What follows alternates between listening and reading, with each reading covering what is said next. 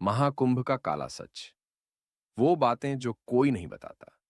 क्या आप जानते हैं कि महाकुंभ में हर साल हजारों लोग गायब हो जाते हैं? क्या आपने कभी सुना है कि नागा साधु और अघोरी बाबा तंत्र मंत्र के जरिए कुछ ऐसा करते हैं जो आम इंसान समझ भी नहीं सकता? और क्या आप यकीन करेंगे कि महाकुंभ सिर्फ एक धार्मिक मेला नहीं, बल्कि इसके पीछे कई गहरे राज छुपे हुए हैं? इस वीडियो को अंत तक देखें, क्योंकि जो बातें हम आपको बताने जा रहे हैं, वो शायद ही आपने पहले सुनी हो। वीडियो को लाइक करें, शेयर करें और चैनल को सब्सक्राइब करें। तो बिना किसी देरी के चलो शुरू करते हैं। सीन एक, महाकुंभ का इतिहास और रहस्य। महाकुंभ मेला, जिसे दुनिया का सबसे बड़ा आध्यात्मिक और धार्मिक आयोजन कहा जाता है, हर 12 साल में एक बार होता है।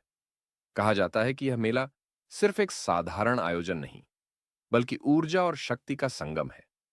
लेकिन इसके पीछे एक ऐसा सच छुपा है जिसे जानकर आप हैरान रह जाएंगे। पुराणों के अनुसार जब समुद्र मंथन हुआ, तब अमृत कलश को लेकर देवता और दानवों में भयंकर युद्ध हुआ।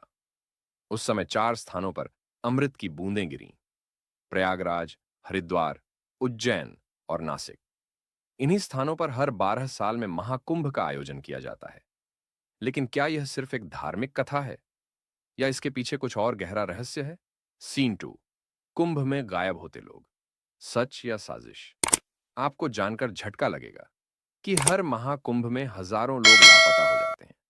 2001 के महाकुंभ मेले में 35,000 से ज्यादा लोग अचानक लापता हो गए थे।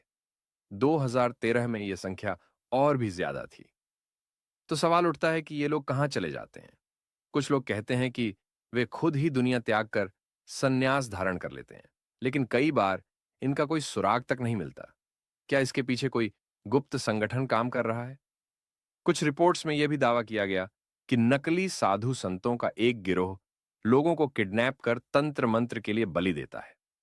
सच्चाई जो भी हो, लेकिन यह राज आज तक पूरी तरह से नहीं खुल पाया।